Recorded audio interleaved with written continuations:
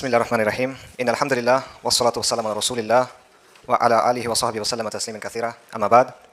রব্বি ইশরাহ লি সাদরি ওয়া ইয়াসসির লি আমরি ওয়াহলুল উকদাতাম মিন লিসানি ইয়াফকাহু কওলি। আসসালামু আলাইকুম ওয়া রাহমাতুল্লাহি ওয়া বারাকাতুহু। আপনারা কেমন আছেন? আলহামদুলিল্লাহ। এটা রাজশাহীতে আমার প্রথমবার আসা। আমার আসলে আগে আসা দরকার ছিল। আমার একটা সম্পর্ক আছে রাজশাহীর সাথে, মানে রাজশাহী বিভাগের সাথে। আমার মানে ইনলজ, আমার শ্বশুরবাড়ি নওগাঁ। তো আগে আসা দরকার ছিল, আপনাদের সাথে আসা হলো আর কি ইনশাআল্লাহ। আচ্ছা, অনেক গরম আলোচনা হয়ে গেছে, আমার আলোচনা অনেক ঠান্ডা, ঠিক আছে, একটু বোরিং লাগতে পারে। এই অনুষ্ঠানের আলোচনার বিষয়বস্তু হলো ইতিহাস, রাইট? তো আমার আলোচনাটা মূলত 71 নিয়ে, 1971 সাল, এটা নিয়ে বাংলাদেশের যে জন্ম, পাকিস্তানের সাথে ভারতের সাথে যে বিষয়টা, এইটা নিয়ে আজকে আমার আলোচনা। এবং এটা আসলে আমাদের ইতিহাসের অনেক গুরুত্বপূর্ণ একটা অধ্যায়, সবচেয়ে গুরুত্বপূর্ণ অধ্যায় না। এখানে একটা সমস্যা আছে, সেটা হলো যে আমাদের দেশে একটা টেন্ডেন্সি আছে যে এটাই ইতিহাসের শুরু আমাদের এবং এটাই ইতিহাসের শেষ, সব কিছু এখান থেকে 71ই শুরু 71ই শেষ, এরকম একটা টেন্ডেন্সি আছে, বিশেষ করে আওয়ামী লীগের মধ্যে টেন্ডেন্সিটা বেশি আছে। তো এটা একটা বড় সমস্যা। এটা হলে এটার ফলে বিভিন্ন ধরনের উগ্রবাদী টেন্ডেন্সি তৈরি হয় আর কি, যেটা আমরা আওয়ামী লীগের সময় দেখছি।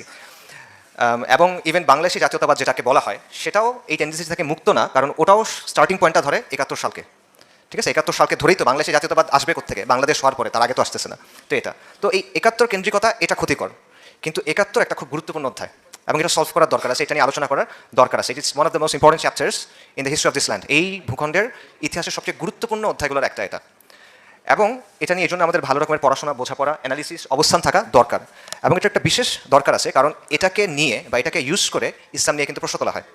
বিশেষ করে ইসলামের যে রাজনৈতিক প্রকল্পগুলো আছে সেটা নিয়ে কিন্তু প্রশ্ন তোলার ক্ষেত্রে এটা ব্যবহার করা হয়। আচ্ছা, সো এই কারণে ডিটেইলে এই বিষয়টা নিয়ে একটু আলোচনা করা দরকার, কিন্তু সমস্যা হলো যে আমরা ডিটেইল আলোচনা করতে পছন্দ করি না। আমরা চাই এক লাইনের সামারি, যে ও খারাপ ছিল, ও ভালো ছিল, বা এটা বা ওইটা, এই টাইপের এক লাইনের সামারি আমরা চাই। বাট এখানে আসলে বিভিন্ন ধরনের জটিলতা আছে, একটা জট আছে। তো আমি চেষ্টা করবো কিছুটা এখানে আলোকপাত করার ইনশাআল্লাহ। তো এখানে ইসলাম কোথায় আসবে? ইসলাম যেটা করবে সেটা হলো, ইসলাম আমাদেরকে একটা ফ্রেম দেয়, একটা ফ্রেমওয়ার্ক দেয়, যেটা টাইমলেস, চিরন্তন, যে কোনো সময় আমরা এটা প্রয়োগ করতে পারবো, কাজে লাগাতে পারবো। এখন আমাদের কাজ হলো লোকাল রিয়ালিটি, আমাদের যে এই অঞ্চলের বা এই সময়ের এই সমাজের যে বাস্তবতা, সেটা অনুযায়ী ইসলামের এই ফ্রেমওয়ার্কটাকে প্রয়োগ করা, এটা হলো আমাদের দায়িত্ব, ঠিক আছে? গ্রাউন্ড রিয়েলিটি বোঝা, সমাজকে বোঝা, সমাজের পালস বোঝা, এবং সেটা অনুযায়ী নিজেদের দাওয়া যেটা, সেটাকে ক্যালিব্রেট করা, সেটা অনুযায়ী নিজের দাওয়াটাকে রেডি করা, এটা একটা গুরুত্বপূর্ণ বিষয়। এবং এটা দাওয়ার ক্ষেত্রে, দিনের কাজের ক্ষেত্রে এহসানের অংশ, এক্সেলেন্সের অংশ। আপনি যেন তেনভাবে কাজ করতে পারেন, কিন্তু এটা তো উচিত না, আপনার উচিত এহসানের সাথে কাজটা করা। সো এই জন্য এই রিয়ালিটিটা বোঝা, সমাজ বাস্তবতা, গ্রাউন্ড রিয়ালিটি বোঝা এবং সেটা অনুযায়ী প্রেজেন্ট করাটা জরুরি। এবং আবারও এখানে 71-এর প্রয়োজনীয়তা চলে আসে। পাশাপাশি এখানে একটা ছোট্ট পয়েন্ট বলি, এটার মানে এটা না যে গ্রাউন্ড রিয়ালিটি বুঝতে হবে, প্রেক্ষাপট বুঝতে হবে, ওভাবে ইসলামকে প্রেজেন্ট করতে হবে, এটা সত্য। তার মানে এটা না যে ইসলামকে চেঞ্জ করতে পারবো আমি।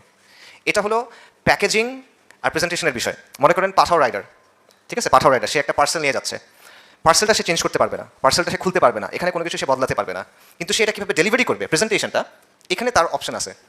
সে হইতে পারে যে বেল দিল, দরজা খুললো, এটা উড়াই মারলো তার মুখের উপরে, এটা একটা অ্যাপ্রোচ হতে পারে। আরেকটা হতে পারে যে সে সালাম দিল সুন্দর করে, বুঝে পাইছেন স্যার, সব কিছু ঠিক আছে কিনা, থ্যাংক ইউ, এটসেট্রা, এটা আরেকটা অ্যাপ্রোচ। সেটা প্রেজেন্টেশনের বিষয়, এটা সাবস্টেন্স চেঞ্জ করার বিষয় না। ইসলাম ইসলামের মতোই থাকবে, আপনার প্রেজেন্টেশনের ক্ষেত্রে আপনি গ্রাউন্ড রিয়ালিটিগুলো মাথায় নেবেন।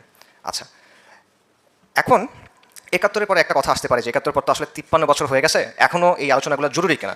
জরুরি, কারণটা হলো এই প্রশ্নগুলো এখনো মীমাংসিত হয় না। 71 নিয়ে নানা ধরনের ন্যারেটিভ বা নানা ধরনের বয়ান আছে, সেই বয়ানগুলো একটা আরেকটা আবার সাংঘর্ষিক, একটা একটা সাথে মিলে না, কনফ্লিক্টিং। এবং যেমন ধরেন পাকিস্তানের একটা ন্যারেটিভ আছে, 71-এ আসলে কী হয়েছিল, 71-এ কী হয়েছিল, ভারতীয় একটা ন্যারেটিভ আছে, 71-এ কী হয়েছিল, আওয়ামী বা চেতনাবাদী একটা ন্যারেটিভ আছে, 71-এ কী হয়েছিল সেটা। এবং বাংলাদেশের ইসলামী ঘরানা যেগুলো আছে তাদেরও কিছু ন্যারেটিভ আছে, আবার এখানেও ডিফারেন্ট ন্যারেটিভ আছে, এমন না যে সবার একটাই ন্যারেটিভ, এখানেও কিছু পার্থক্য আছে। সো অনেকগুলো স্রোত আছে, অনেকগুলো ধারা আছে, অনেকগুলো জট এখানে আছে। এই কারণে এই ব্যাপারগুলো আবার একটু রিভিজিট করা জরুরি।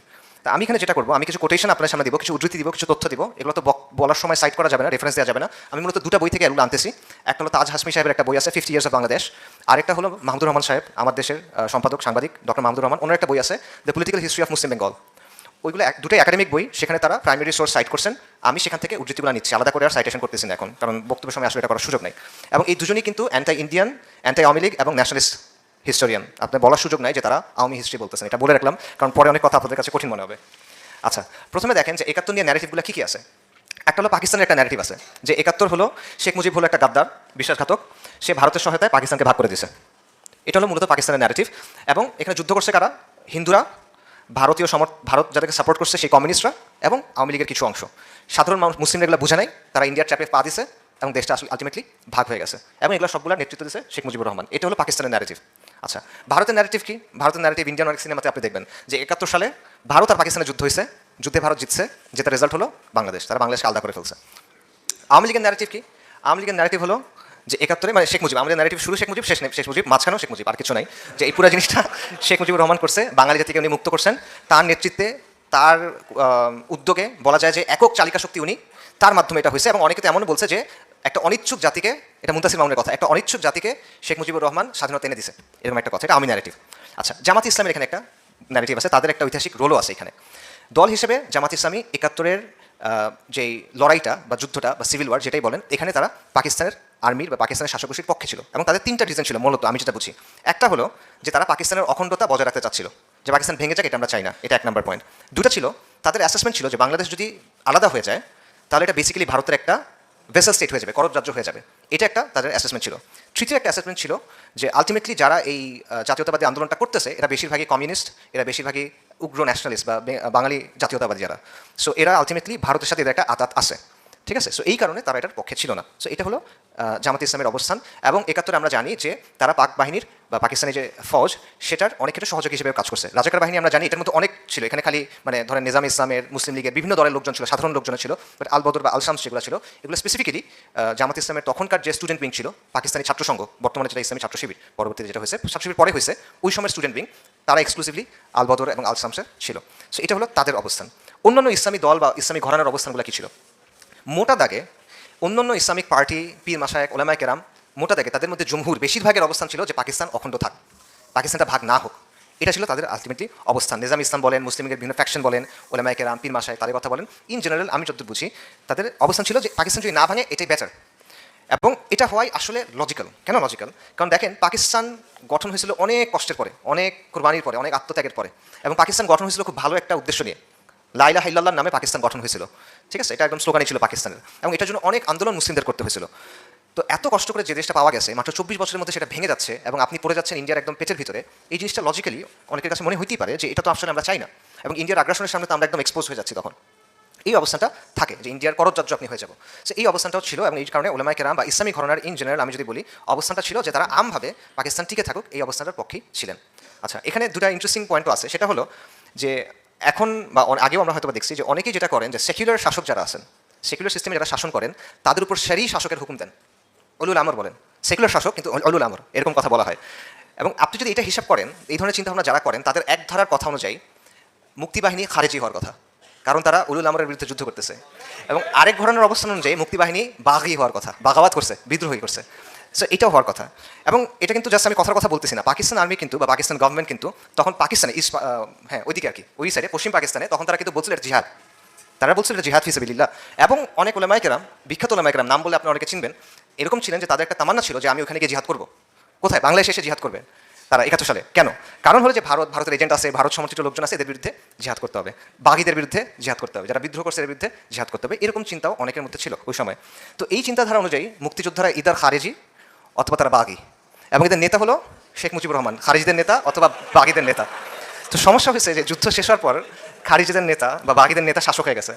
তো শেখ মুজিবুর রহমান এখন হয়ে গেছে বঙ্গবন্ধু রহমতুল্লাহ আলাইহি। তো এটা থেকে কিছু ইন্টারেস্টিং প্রশ্ন তোলা যায়, সেটা হলো যে মুক্তিযোদ্ধারা কি আসলে খারেজি নাকি বাগি? মানে ব্যাপারটা কি এরকম যে মরলে খারেজি বাঁচলে আমির, ঠিক আছে, মানে মরলে বাগি বাঁচলে গাজী, এরকম নাকি ব্যাপারটা? তো যাই হোক, এরকম অনেকগুলো দিক আসলে আছে। তো আমরা একটা সিম্পল জায়গা থেকে শুরু করি। সেটা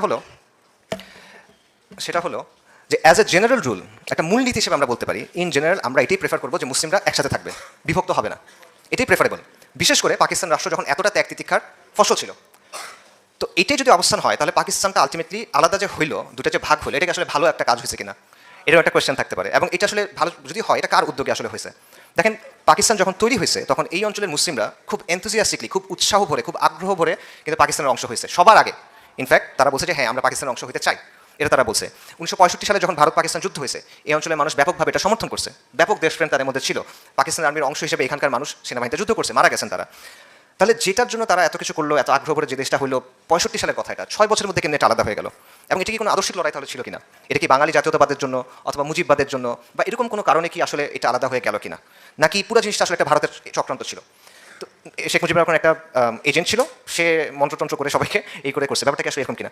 তো এই ব্যাপারগুলো আমরা খুব সিম্পলভাবে চিন্তা করার চেষ্টা করি, বাট আমি মনে করি আসলে এত সিম্পলভাবে ব্যাপারগুলো আসলে ব্যাখ্যা করা যায় না। প্রথমত দেখেন যে আপনারা সবাই বই পড়ছেন, হিস্ট্রি পড়ছি, আমরা বইয়ের হিস্ট্রিটা পড়ছি, যেটা অবভিয়াসলি বায়াস একটা হিস্ট্রি, বাট এটা আমরা মোটামুটি সবাই জানি। সেটা হলো যে এখানকার মানুষের মধ্যে কিছু গ্রিভেন্সেস ছিল, মানে তাদের মধ্যে বঞ্চিত হওয়ার একটা অনুভূতি ছিল পূর্ব পাকিস্তানে। এখন এই অনুভূতিটা কি আসলে জাস্টিফাইড ছিল কিনা? এটা জাস্টিফাইড ছিল, বাস্তবতা ছিল যে এখানে কিছু বৈষম্য ছিল, অর্থনৈতিক, অবকাঠামোগত, সাংস্কৃতিক, রাজনৈতিক, নানা ধরনের বৈষম্য এখানে ছিল। যেহেতু আপনারা সবাই এগুলো পড়ে আসছেন, সেজন্য আমি এগুলো ডিটেল আলোচনায় যাবো না, আমি সিম্পলি দু একটা বলে যাই। ফর এক্সাম্পল, পাকিস্তান যখন গঠন হলো এরপরেই কিন্তু 1949 সালে একটা দুর্ভিক্ষ হয় এইখানে, এবং দুর্ভিক্ষের সময় যেটা হয়, চালের দাম প্রায় 5 গুণ বেড়ে যায়, এবং গভর্নমেন্ট এখানে খুব একটা গুরুত্ব তখন দেয় না এই বিষয়টা সলভ করার দিকে। এটা কিন্তু তখনই মানুষের মধ্যে একটা বঞ্চনার অনুভূতি তৈরি করে। পাশাপাশি আপনারা জানেন যে সেলস ট্যাক্স সংক্রান্ত একটা ব্যাপার ছিল, যে এখানকার যে রাজস্ব হতো ওটা তারা ওদের নিয়ন্ত্রণে নিয়ে নিয়েছে, প্রদেশের নিয়ন্ত্রণে না রেখে কেন্দ্রের নিয়ন্ত্রণে নিয়ে নিয়েছে, এরকম ব্যাপার ছিল। জিডিপির ক্ষেত্রে যে আইয়ুব খানের অধীনে 60 থেকে 70-এর মধ্যে 10 বছরে জিডিপি বাড়ছে 6.7%, পুরো পাকিস্তানের, কিন্তু এখানের বাড়ছে 3.6%। সো এই ধরনের অনেক ডেটা আসলে আছে যে আসলে এখানে একটা বৈষম্য ছিল। এখন অন্য একটা ব্যাপারও ছিল যে যখন ব্রিটিশরা চলে যাওয়ার আগেই কিন্তু ওই অংশটা রিলেটিভলি বেশি উন্নত ছিল। ওই জায়গাটাতে শিক্ষিত মুসলিম যারা, একটু সম্ভ্রান্ত মুসলিম যারা, তারা ওই দিকে থাকতো। আবার এইদিকে যারা হিন্দুরা ছিল এরা সবাই কিন্তু ভারতে চলে গেছে। তাদের যে ক্যাপিটাল ছিল, পুঁজি ছিল, ব্যবসা বাণিজ্য ছিল, সম্পদ ছিল, ওগুলো কিন্তু এখান থেকে বের হয়ে গেছে। সো অবকাঠামোগত কিছু ইস্যু আসলে ছিল। ব্যাপারটা এমন না যে পুরো জিনিসটাই একদম বৈষম্য, সবই কিছু এরকম না, এখানে কিছু হিস্টোরিক রিজনও আসলে ছিল। এরপর রাজনৈতিক বৈষম্যের ব্যাপার আছে, যেমন 65-এর ওয়ারের সময়, যুদ্ধের সময়, একটু আগে বললাম, এই অংশটা পুরোপুরি ওপেন ছিল, খালি ছিল, ইন্ডিয়া চাইলে দখল করে নিতে পারতো, ইন্ডিয়া করে নাই। কিন্তু এখানে যারা রাজনীতি সচেতন মানুষ, তাদের মধ্যে একটা অনুভূতি হয়েছে যে আমাদের ব্যাপারে তো আসলে কেয়ার করতেছে না, আমাদেরকে একদম অরক্ষিত রেখে দেওয়া হলো, এরকম একটা অনুভূতি তাদের মধ্যে কাজ করছে। ভোলা সাইক্লোন 1970 সালের প্রায় 3 থেকে 5 লাখ মানুষ মারা গেছে, এবং পাকিস্তান গভর্নমেন্ট এটাকে খুবই উদাসীনতার সাথে ডিল করছিল। এটা পরবর্তীতে আইয়ুব খান, পরবর্তী যে ইয়াহিয়া খান সম্মত, সে পরবর্তী স্বীকারও করছিল। এবং মাওলানা ভাসানী তখন একটা বলছিল যে এখানে ব্যাপক অদক্ষতা হয়েছে, এবং সে বলছিল যে পদত্যাগ করতে হবে, এরকম দাবিও তখন তোলা হয়েছিল। এবং পরবর্তী নির্বাচনে যে রেজাল্টটা হয়েছিল ওটার পেছনে একটা বড় ভূমিকা ছিল। ভোলা সাইক্লোনের যে ইফেক্টটা ছিল, এটা 70-এর নির্বাচনে আওয়ামী লীগের যে ল্যান্ডস্লাইড বিষয়, ভূমিধস বিষয়, এটার পেছনে একটা বড় ভূমিকা রাখছিল। আরেকটা বড় ইস্যু হলো ভাষা আন্দোলন। এটা অনেক বড় একটা ইম্পর্টেন্ট ইস্যু, যে আমরা জানি যে 48 সালে যখন পাকিস্তান গঠিত হলো, তারপর জিন্নাহ সাহেব এসে বললো যে পাকিস্তানের রাষ্ট্রভাষা হবে উর্দু, এবং শুধুমাত্র উর্দু হবে। এবং এই জিনিসটা বাঙালি যারা ইন্টেলিজেন্সিয়া ছিল, ইন্টেলেকচুয়ালস ছিল, ছাত্ররা ছিল, বুদ্ধিজীবীরা ছিল, পলিটিশিয়ানরা ছিল, তারা ইতিবাচকভাবে নেয় নাই। এখন এখানে একটা বিষয় ক্লিয়ার করার দরকার আছে, সেটা হলো যে আওয়ামী প্রোপাগান্ডার কারণে আমাদের মধ্যে একটা ধারণা আছে যে আমরা বলি যে ওরা আমার মুখের ভাষা কায়দা নিতে চায়, যে মানে আপনাকে মানে বাংলায় কথা বলতে দিবেই না। ব্যাপারটা এরকম ছিল না। ব্যাপারটা ছিল যে পাকিস্তানের রাষ্ট্রীয় ভাষা, রাষ্ট্রভাষা, লিঙ্গুয়া ফ্রাঙ্কা, এটা হবে উর্দু। প্রদেশগুলো নিজেদের মতো যে কোনো ভাষা ইউজ করতে পারবে। সো ব্যাপারটা এমন না যে মুখের ভাষা কেড়ে নিতে চায় বা এরকম কিছু না, কিন্তু এখানে আত্মসম্মান, আত্মমর্যাদা বা নিজের স্টেক, আমার একটা দাবি আছে, এটা মানা হচ্ছে না, এরকম কিছু ব্যাপার ছিল। যেমন ধরেন এই যে তর্কটা, উর্দু নিয়ে তর্কটা, এটা কিন্তু পাকিস্তান হওয়ার আগে থেকে শুরু হয়েছে। পাকিস্তান তৈরি হওয়ার আগে উত্তরপ্রদেশের একজন রাজনীতিবিদ ছিলেন চৌধুরী খালিকুজ্জামান, উনি বলছিলেন পাকিস্তান গঠন হওয়ার আগেই যে এই দেশটার ভাষা হওয়া উচিত উর্দু। এটা উনি কেন বললেন? কারণ তার কিছুদিন আগে ভারতের ক্ষেত্রে বলা ছিল যে ভারতের ভাষা হবে হিন্দি, তো তখন উনি বললেন যে এটার ভাষা হতে হবে উর্দু। এর মাস দুয়েক পরে আলিগড় ইউনিভার্সিটি যিনি vice principal doctor Ziauddin Ahmed, উনিও বললেন যে হ্যাঁ, এটা উর্দু হইতে হবে। তো তখনই কিন্তু পূর্ব পাকিস্তানের প্রতিবাদ হয়েছিল যে না, আমরা উর্দু এটা মানি না, আমরা চাই বাংলা হোক। তাদের যুক্তিটা কি? তাদের যুক্তিটা হলো যে পূর্ব পাকিস্তানের জনসংখ্যার মধ্যে, পুরো পাকিস্তানের জনসংখ্যার মধ্যে বাঙালিরা মেজরিটি, ঠিক আছে, যত জনসংখ্যার মধ্যে বাংলাদেশের মেজরিটি, এবং পাকিস্তান 5টা প্রদেশ আছে, মানে 5টা প্রদেশের 5টা ভাষা আছে, বাংলা, পাঞ্জাবি, সিন্ধি, বালুচ, পশতু। তো এটার মধ্যে মেজরিটি বাঙালি। উর্দু এদের কারোরই ভাষা না। উর্দু হলো মূলত উত্তরপ্রদেশ, লখনৌ, এই জায়গার একটা ভাষা, এবং দিল্লি সালতানাত এবং মুঘল আমলের সময় এটা প্রশাসনিক ভাষা হিসেবে ইউজ হতো, এবং এই বেল্টের লোকজন খুব পোয়েটিক, সুন্দর উর্দু বলে।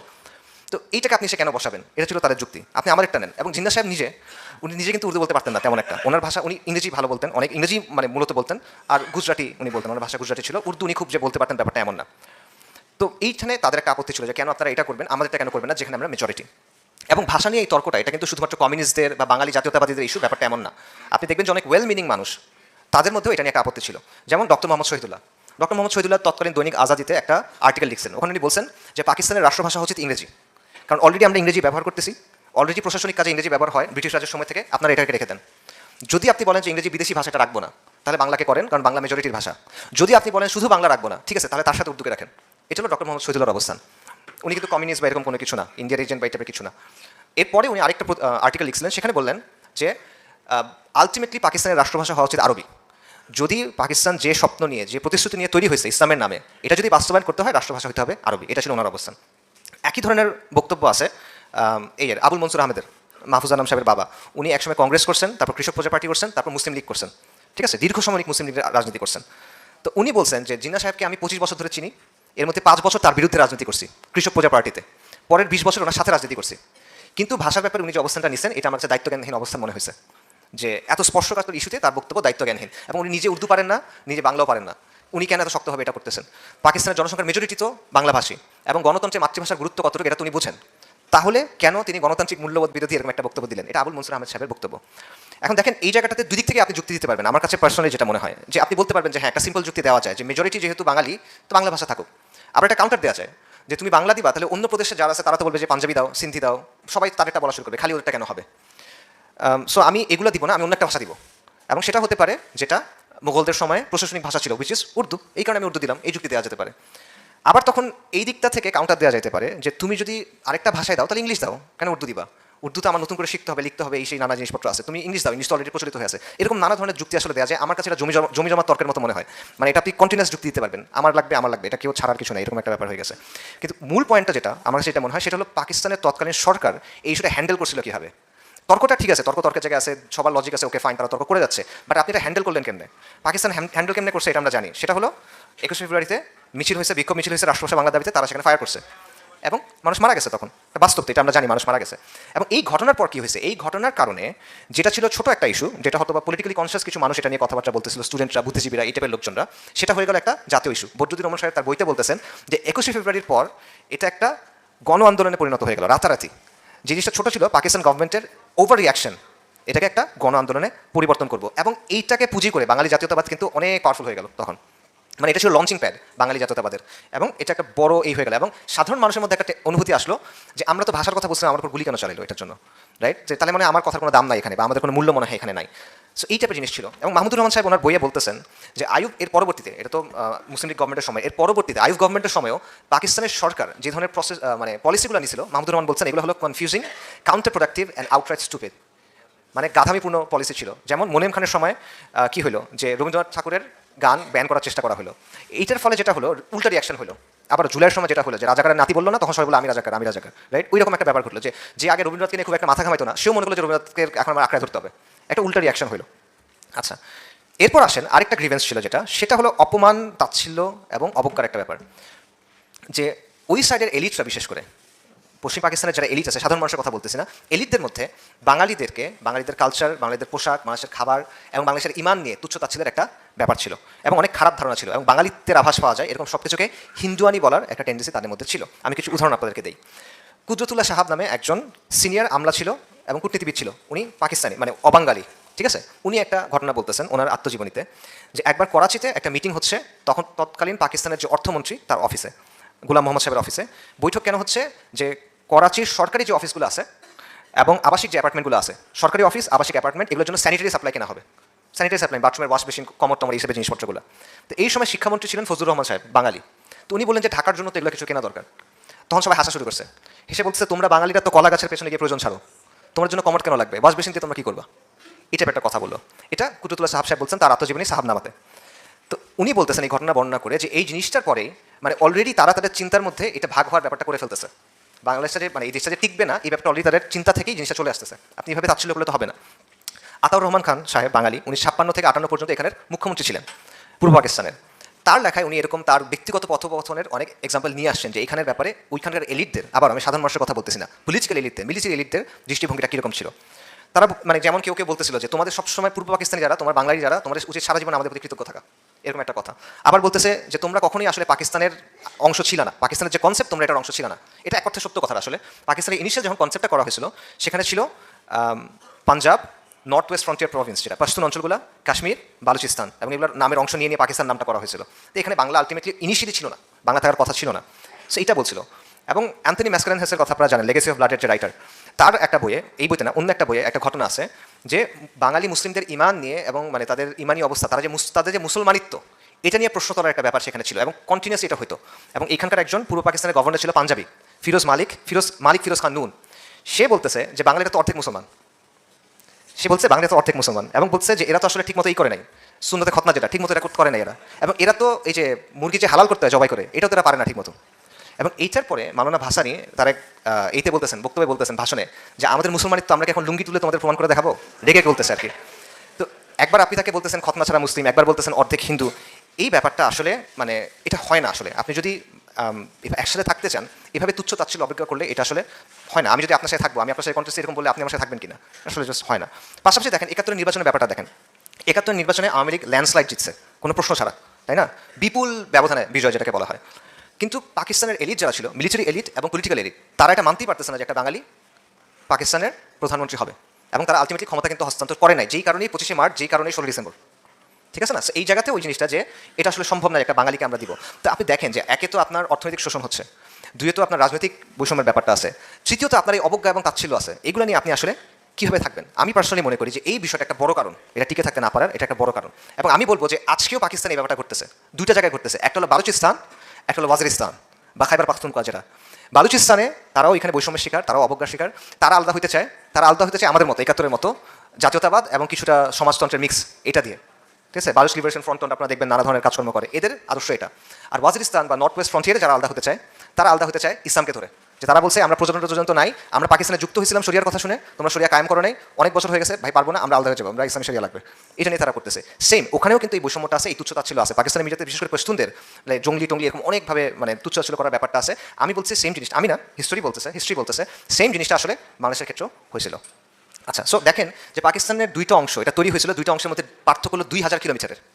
ভাষার পার্থক্য আছে, সংস্কৃতির পার্থক্য আছে। এখানে জোড়া লাগতো কি দিয়ে?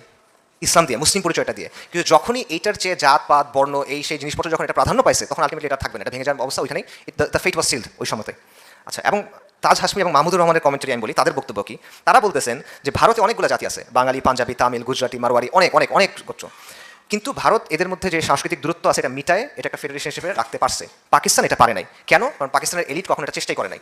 তারা তাদের এই যে অহংবোধ, এটা থেকে আসলে বের হইতে পারে নাই, এখনও বের হইতে পারে নাই, যে কারণে এটা একটা প্রয়োজনীয় তারা ফিল করে না, তখনও ফিল করে নাই, এখনও ফিল করতেছে না। এবং দুঃখজনক ঘটনা হলো যে ভারতের হিন্দুদের মধ্যে তাদের ধর্মে ইলাহ অনেক, তাদের জাতপাতও অনেক, তাই না? তাদের তো কাস্ট কেস সিস্টেম আছে।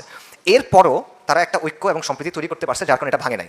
কিন্তু পাকিস্তান যেটা তৈরি হয়েছিল এক আল্লাহ, এক কিতাব, এক রসুল সাল্লাল্লাহু আলাইহি ওয়াসাল্লামের উপরে, সেটা পারে নাই। এবং তারা বলতেছে যেটার কারণটা মূলত পাকিস্তানি এলিট এবং পলিটিক্যাল এলিট, মিলিটারি এলিট, এটা তাদের কথা। আচ্ছা, আরেকটা জায়গায় আমরা যদি যাই, সেটা হলো যে একটা চিন্তা আমাদের মধ্যে আছে যে এই যে আলাদা হয়ে গেল বাংলাদেশ, বা এই যে বাংলাদেশের জন্ম ঘটলো, এটার পিছনে মূল দায়টা হলো শেখ মুজিবুর রহমানের। সেই মনে হয় বাংলাদেশকে আলাদা করতে হবে, পাকিস্তান ভেঙে ফেলতে হবে, এই চিন্তাটা মনে হয় উনিই নিয়ে আসছে। বাট এটা আসলে রিয়ালিটি না। তার আগেও এই চিন্তাটা ছিল, স্পষ্টভাবে ছিল, সামনে থেকেই ছিল। আমি আপনাকে কয়েকটা এক্সাম্পল দিই। 1949 সালে আওয়ামী মুসলিম লীগের নেতা আতাউর রহমান খান, তার কথা একটা আমি বলতেছিলাম, ওই সময় একটা কনভেনশন হয়েছিল, গ্র্যান্ড ন্যাশনাল কনভেনশন। ওইখানে ঢাকায় আয়োজিত হয়েছিল। ওই গ্র্যান্ড ন্যাশনাল কনভেনশনে উনি স্বায়ত্তশাসনের কথা বলতেছিলেন, যে ফেডারেশনের স্বায়ত্তশাসন লাগবে। এবং এই জায়গায় এক্সাম্পল হিসেবে আনছে নেদারল্যান্ড এবং বেলজিয়ামের কথা। নেদারল্যান্ড এবং বেলজিয়াম একসময় একসাথে ছিল। বেলজিয়াম স্বায়ত্তশাসন চাইছিল, নেদারল্যান্ড দেয় নাই, তখন এটা আলাদা হয়ে গেছে। উনি এক্সাম্পল এনে বলতেছিল যে আমাদের স্বায়ত্তশাসন দরকার। তো ওই সময় প্রধানমন্ত্রী ছিল লিয়াকত আলী খান। উনি বলতেছিল যে তোমরা তো আসলে হিন্দু সংস্কৃতি, হিন্দু সভ্যতার প্রতিনিধিত্ব করো, এবং তোমরা আসলে আমাদের থেকে আলাদা হয়ে যেতে চাও। তো উনি এই করে বলতেছেন যে উনি এটার প্রতিবাদ করে বলছেন যে না, ব্যাপারটা এরকম না। তবে আপনি বাঙালিদেরকে চেনেন না, আমরা কখনোই বিহারের ফুল কন্ট্রোলে ছিলাম না, এবং আমরা স্বাধীন অবস্থা 1000 বছর ধরে টিকে রাখছি। এখন আপনারা যদি আলাদা হতে বাধ্য করেন, তাহলে আমরা আলাদা হয়ে যাবো, আমরা দাসত্ব করবো না। অর্থাৎ এই চিন্তাটা প্রকাশ্যেই বলছে, গোপন কিছু না, এটা ওই সময়তেই ছিল। ইভেন যুক্তফ্রন্ট মন্ত্রিসভা যখন গঠন হয়েছে 1954 সালে, তখনও প্রভিন্সিয়াল অটোনমি অর্থাৎ প্রদেশের স্বায়ত্তশাসনের কথা তখনও ছিল। এবং ইস্ট পাকিস্তান কমিউনিস্ট পার্টি যেটা ছিল, এই কমিউনিস্ট পার্টির একটা রিপোর্ট তারা তৈরি করছিল 1959 সালে। সেখানে তারা বলছিল যে বাঙালি মধ্যবিত্ত এবং বুদ্ধিজীবী সম্প্রদায় যারা আছে, তাদের মধ্যে স্বাধীন দেশ, স্বাধিকার, এই বিষয়গুলো নিয়ে আলাপ আলোচনা হচ্ছে। এগুলো শেখ মুজিবুর রহমানের আগের কথা বলতেছি। মাওলানা ভাসানীর কথা, সবচেয়ে স্ট্রেট কাট এই কথাটা বলছে মাওলানা ভাসানী। মাওলানা ভাসানী ছিল আসামে মুসলিম লীগের সভাপতি। মুসলিম লীগ করছেন, পাকিস্তানের জন্য প্রচুর আন্দোলন সংগ্রাম করছে, কষ্ট করছে, কোরবানি করছে। আচ্ছা, 1955 সালে পল্টনে একটা জনসভা হয়েছিল, সেখানে উনি প্রথমে বাংলাদেশে আলাদা হয়ে যেতে পারে এই কথাটা বললো। এরপরে 57 সালে বিখ্যাত একটা সম্মেলন আছে, কাকমারি সম্মেলন বলে। ওই কাকমারি সম্মেলনে উনি বলছেন যে পশ্চিম পাকিস্তান যদি পূর্ব পাকিস্তানের শোষণ বন্ধ না করে, তাহলে অদূর ভবিষ্যতে এমন দিন আসবে যখন পূর্ব পাকিস্তান হয়তো পশ্চিম পাকিস্তানকে বলবে আসসালামু আলাইকুম, আসসালামু আলাইকুম, আমরা আলাদা হয়ে যাবো। এইটা সে বলে দিয়েছে 1957 সালে। যে ওই সময় তার মধ্যে একটা চিন্তাভাবনা এরকম হয়তো বা ছিল। সিরাজ শিকদার পূর্ব বাংলা সর্বহারা পার্টির প্রধান, রাইট? তো 1968 সালে তার একটা থিসিস ছিল, পূর্ব বাংলার শ্রমিক আন্দোলনের থিসিস। সেখানে সে বলছে যে এখানে প্রধান দ্বন্দ্ব হলো যে পূর্ব পাকিস্তান হলো পশ্চিম পাকিস্তানের একটা উপনিবেশ, এবং এটা থেকে মুক্ত হওয়ার জন্য গণতান্ত্রিক বিপ্লব প্রয়োজন। ঠিক আছে? এটা গণঅভ্যুত্থানের আগের কথা, 69 গণঅভ্যুত্থানের আগের কথা, এবং জাতীয় মুক্তি সংগ্রামের মাধ্যমে পাকিস্তানের উপনিবেশিক শাসন থেকে বের হয়ে যেতে হবে। এটা সিরাজ শিকদার তখন বলতেছে 68 সালে।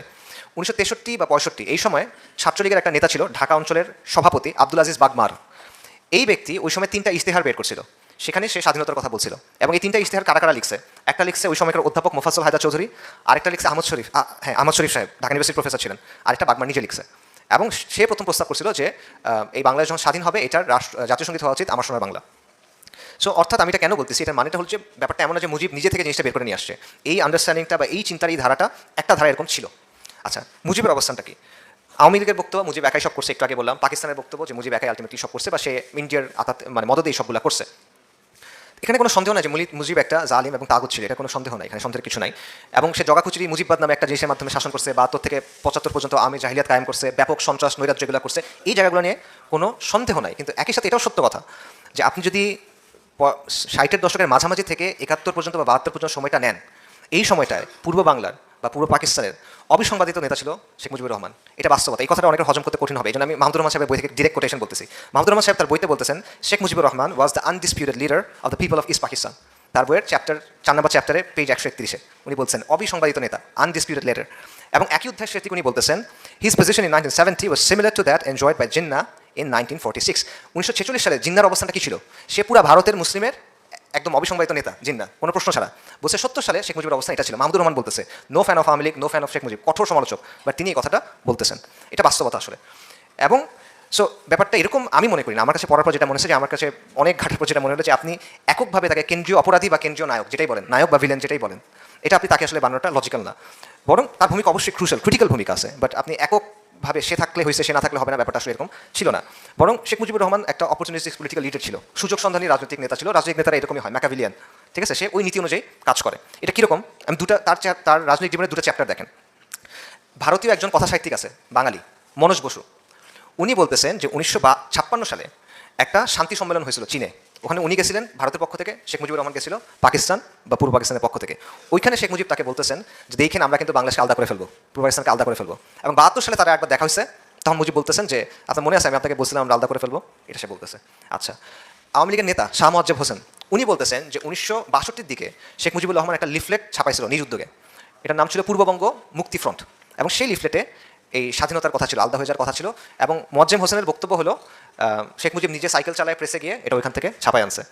আওয়ামী লীগ নেতার বক্তব্য মানবেন কি মানবেন না আপনাদের কথা, বাট এটা তার বক্তব্য। আচ্ছা, আগরতলা ষড়যন্ত্র মামলা যেটা, এটা দেখেন যে ঢাকায় তৎকালীন ভারতীয় হাই কমিশনের পলিটিক্যাল অফিসার শশাঙ্ক শেখর ব্যানার্জি উনি বলতেছেন যে একদিন মানিক মিয়া সাহেব আমাকে ডাকলো ইত্তেফাক অফিসে, ওই যে তোফাজ্জল হোসেন মানিক মিয়া এভিনিউ আছে না তার নামে, ওখানে গিয়ে দেখেন মুজিবুর রহমান বসা। তো তার সাথে অনেকক্ষণ কথাবার্তা বললো, 2 ঘন্টা কথাবার্তা বললো। তারপর বললো যে আপনার সাথে একটু স্পেশাল কথা আছে, আমরা একটা মেসেজ দিতে চাই নেহরু সাহেবকে, নেহরু তখন ইন্ডিয়ার প্রাইম মিনিস্টার, যে আমরা নেহরু সাহেবকে একটা মেসেজ দিতে চাই। মেসেজটা কি? যে আমরা মুক্তি সংগ্রাম করবো এবং আমরা এখান থেকে আলাদা করে ফেলবো, ঠিক আছে? এটা তার বইতে আছে, বইটার নাম হলো India Mujibur Rahman Bangladesh liberation and Pakistan. এই বইটাতে এটা আছে যে শেখ মুজিবুর রহমান চাচ্ছে পূর্ব পাকিস্তানকে আলাদা করে ফেলতে, এই জন্য তারা নেহরুর মাধ্যমে ভারতের নৈতিক, রাজনৈতিক, সামরিক সমর্থন চায়, কূটনৈতিক সমর্থন চায়। আচ্ছা, এরপরে হলো আগরতলা ষড়যন্ত্র, যেটা বলা হয় যে 1963 সালের জানুয়ারির শেষ দিকে শেখ মুজিবুর রহমান ওই যে রেসপন্স আসতেছিল না, সে তো নোট পাঠাইলো, ওই দিক থেকে রেসপন্স আসতেছে না, তখন নিজেই সে আগরতলা চলে গেল, ত্রিপুরা আগরতলায়। এবং সেখানে তাদের যে মুখ্যমন্ত্রী শচীন্দ্রলাল সিং তার সাথে দেখা করলো এবং একই কথা বললো যে বেসিক্যালি আলাদা করে ফেলবো, সাপোর্ট দেন। তো ওই শচীন সিংহ নেহরুর সাথে দেখা করতে গেল, কিন্তু নেহরু তখন এটার চাচ্ছিল না, কারণ চীনের সাথে গ্যাঞ্জাম চলতেছিল ভারতের তখন। তো সে বলছে যে না, এখন এই জিনিসটা আসলে করা যাবে না, এটা আমরা করতে চাচ্ছি না। এবং এটাও শচীন সিংহের এই বক্তব্য আছে একটা বইয়ে, ফয়েজ আহমেদ নামে একজন লেখকের, বইটার নাম হলো আগরতলা মামলা, শেখ মুজিব ও বাংলার বিদ্রোহ, এই বইতে এটা আছে। তো এই জায়গা থেকে আপনি দেখবেন যে অ্যাটলিস্ট 1963 পর্যন্ত ক্লিয়ারলি শেখ মুজিবুর রহমানের মধ্যে এই যে পূর্ব পাকিস্তানকে বিভক্ত করার বা আলাদা করার একটা চিন্তা ছিল, কিন্তু নেহরু তাকে তখন সাপোর্ট দেয় নাই, তাই সে আগাতে পারে নাই। ঠিক আছে, এটা একটা দিক, কিন্তু এটা অন্য একটা দিক আছে। সেটা কি? দেখেন যে আওয়ামী লীগের পক্ষ থেকে 6 দফা দাবি উত্থাপন করা হলো। আমরা জানি 6 দফাটা লিখছিল আসলে 2 জন আমলা, একজন নাম হলো রুহুল কুদ্দুস, একজন নাম হলো আহমেদ ফজলুর রহমান। এরা সবাই মানে সিনিয়র সচিব টাইপের ছিল। এবং এটা মূলত ছিল একটা মানে রাজনৈতিক বক্তব্য হিসেবে, চাপ দেওয়ার একটা হাতিয়ার হিসেবে। রাজনৈতিক আলাপ আলোচনাতে অনেক বক্তব্য থাকে, দফা টফা প্রেজেন্ট করা হয় প্রেশারের জন্য, নেগোসিয়েশনের জন্য, এরকমভাবে। বাকি এটা আওয়ামী লীগ খুব ভালোভাবে ক্যাপচার করে এবং ইউজ করে, এবং শেখ মুজিব এটাকে তার মূল রাজনৈতিক মানে ইশতেহার টাইপের বানায় ফেলে 6 দফা। কিন্তু 6 দফার মধ্যে কিন্তু দেশ স্বাধীন করার কোনো কথা নাই। এবং 69-এর এর কিছুদিন পরে যেটা হলো, শেখ মুজিবুর রহমানকে জেলে নিয়ে গেল আগরতলা ষড়যন্ত্র মামলার জন্য, যেটা আসলে এই ষড়যন্ত্র ছিল, বাস্তবে ছিল। আওয়ামী লীগের একজন সংসদের দ্বারা স্বীকারও করছিল এই হাসিনার সময় যে আগরতলা ষড়যন্ত্র সত্যি ছিল, আসলেই ছিল, ষড়যন্ত্র করছি আমরা, গর্ব করে বলছিল। তো ওইটার জন্য তাকে তখন জেলে নিয়ে যাওয়া হয়। 69-এ গণভ্যুত্থান হলো, তখন তাকে মুক্তি দেওয়া হলো। এরপরে কিন্তু আপনি তার কাছ থেকে স্বাধীনতার কোনো কথা পাবেন না, একেবারে পাবেন না। 72 পর্যন্ত তার মুখে স্বাধীনতার কোনো কথাই নাই। বরং ব্যারিস্টার মওদুদ আহমেদ, উনি শেখ মুজিবের সহকারী ছিলেন ওই সময়, উনি বলতেছেন যে শেখ মুজিব জেল থেকে মুক্ত হওয়ার পরে ইয়াহিয়া সাহেবের সাথে দেখা করতে গেল, ইয়াহিয়া খানের সাথে, এবং সেখানে আশ্বস্ত করলো যে 6 দফা দিয়ে পাকিস্তান ভাঙবে না, এটাতে পাকিস্তান সুসংহত হবে, এটাতে পাকিস্তান আরও স্ট্রং হবে, ঐক্য হবে, শান্তি বজায় থাকবে, এটা আমি আলাদা করতে চাচ্ছি না। 70-এর নির্বাচন দেখেন, আওয়ামী লীগ তো নির্বাচন করলো, কোনো জায়গায় তারা এখানে স্বাধীনতার কথা বলে নাই। কোনো জায়গাতে স্বাধীনতা কোনো বলা হয় নাই। এবং এই নির্বাচনে আওয়ামী লীগ জিতলো, জিতার পরে বাই ডিফল্ট পাকিস্তান প্রধানমন্ত্রী হওয়ার কথা শেখ মুজিবুর রহমানের। 71 সালের ইভেন জানুয়ারিতে ইয়াহিয়া খান ঢাকায় আসলো, এসে সে পরিচয় করে দিল পাকিস্তানের নেক্সট প্রধানমন্ত্রী শেখ মুজিবুর রহমান, এভাবে বললো। তো আপনি তার জায়গা থেকে চিন্তা করেন, একজন পলিটিশিয়ান, ক্যালকুলেটিভ পলিটিশিয়ান, সুযোগ সন্ধানী পলিটিশিয়ান, তার জন্য কোন অপশনটা বেটার? যদি এভাবে চায় আমি পাকিস্তানের প্রধানমন্ত্রী হব, অন্য অপশনটা হলো একটা অনিশ্চিত সিভিল ওয়ার, তাই না? কোন অপশনটা সে চুজ করবে? সাধারণ মানুষ, লজিক্যাল মানুষ, সে বলবে যে আমি প্রধানমন্ত্রী হতে চাই। এবং এটাই শেখ মুজিবুর রহমানের পরবর্তী সব আচরণ থেকে আপনি এটা প্রমাণ পাবেন। এবং তাজ হাশমি সাহেব তার বইতে মার্কিন স্টেট ডিপার্টমেন্টের কয়েকটা ডকুমেন্টের কথা আনছেন। সেখানে মার্কিন দূতাবাসের কনসাল জেনারেল আর্চার কেন ব্লাড উনি বলতেছেন যে জানুয়ারি মাসে 1971 জানুয়ারি মাসে আওয়ামী লীগ নেতৃত্ব এবং ইয়াহিয়া খানের মধ্যে তলে তলে একটা সমঝোতা হয়ে গেছে। কি সমঝোতা? শেখ মুজিবুর রহমান প্রধানমন্ত্রী হবে, ইয়াহিয়া খান প্রেসিডেন্ট হিসেবে থেকে যাবে। এটা মার্কিন ডকুমেন্টের মধ্যে আছে, তাজ হাশমি সাহেব তার বইতে আনছে। 71 জানুয়ারি থেকে দেখেন, জানুয়ারি থেকে মার্চ পর্যন্ত অবস্থানটা দেখেন। মুজিব নির্বাচনে জিতছে, বোঝাপড়া হয়ে গেছে, এখন ক্ষমতা হস্তান্তর করা হবে, এটি তো দ্যাটস ইট, আর কোনো সমস্যা নাই। সমস্যাটা হলো কোথায়? সমস্যাটা করলো কে? সমস্যাটা করলো ভুট্টো সাহেব এবং পাকিস্তানি আর্মি, বেসিক্যালি, যে তারা একজন বাঙালির কাছে পাওয়ারটা হস্তান্তর করতে চায় না, যে এটা সম্ভব না, এটা কল্পনা করতে পারছে না, মানতে পারছে না যে একটা বাঙালি, ওই যে যারা কলা বাগানের পেছনে গিয়ে প্রয়োজন সারে, যারা মুরগি হালাল করতে পারে না, যারা অর্ধেক খতনা করা বা খতনা না করা, যারা অর্ধেক হিন্দু, তাদেরকে আমরা কীভাবে পাকিস্তানের করি? এটা তো সম্ভব না। তো এরপর কি হলো? তারা প্রেশারাইজ করলো এবং ইয়াহিয়া খান 28 ফেব্রুয়ারি বললো যে না, একটা ন্যাশনাল অ্যাসেম্বলি মিটিং হওয়ার কথা, এটা বন্ধ করে দেবো আমরা। 28 ফেব্রুয়ারি 1 তারিখ ভাষণ দিল। এরপরে ছাত্ররা হিউজ প্রেশার দেওয়া শুরু করলো, মানে ঢাকার ছাত্র নেতারা, ছাত্র আন্দোলন শেখ মুজিবুর রহমানকেও ব্যাপক প্রেশার দিচ্ছে যে আপনি স্বাধীনতার ঘোষণা দেন। মানে তখন কিন্তু আপনি যদি হিস্ট্রি বই পড়েন, অলরেডি পতাকা উঠে ফেলছে, কাগজের বন্দুক টন্দুক নিয়ে মার্চ করতেছে, মেয়েরা ছেলেরা মার্চ করতেছে, গান টান বাজাইতেছে, একদম বীর বাঙালি অস্ত্র ধরো বাংলাদেশ স্বাধীন করে, এগুলো কিন্তু তখন স্লোগান চলতেছে। এবং মুজিবুর রহমানকে প্রেশার দিচ্ছে আপনি স্বাধীনতার ঘোষণা দেন। মুজিবুর রহমান স্বাধীনতার ঘোষণা দিচ্ছে না, সে 4টা শর্ত দিছে যে মার্শাল্লাহ উঠে নেন, সেনাবাহিনী ব্যারাকে ফিরে যাক, ক্ষমতা হস্তান্তর করেন, আর যেই ক্ষতি হয়েছে ক্ষতিগুলোর তদন্ত করেন, এরকম কথা। এটা কিন্তু বলে নাই। 7ই মার্চের ভাষণ, এখানে ইউনিল্যাটারাল ডিক্লারেশন অফ ইন্ডিপেন্ডেন্স নাই, স্বাধীনতার কোনো ঘোষণা নাই এখানে। এই ভাষণ শেখ মুজিবুর রহমান শেষ করছে জয় বাংলা জয় পাকিস্তান বলে। এটার চাক্ষুষ অনেক অনেক অনেক সাক্ষী আছে। অলি আহাদ সাহেব আছেন, একে খন্দকার সাহেব আছেন, ডক্টর জাফরুল্লাহ চৌধুরী আছেন, সাংবাদিক নির্মল সেন আছেন, কবি শামসুর রহমান আছেন, এরা সবাই বলছে যে শেখ মুজিবুর রহমান সেখানে জয় পাকিস্তান বলে শেষ করছে।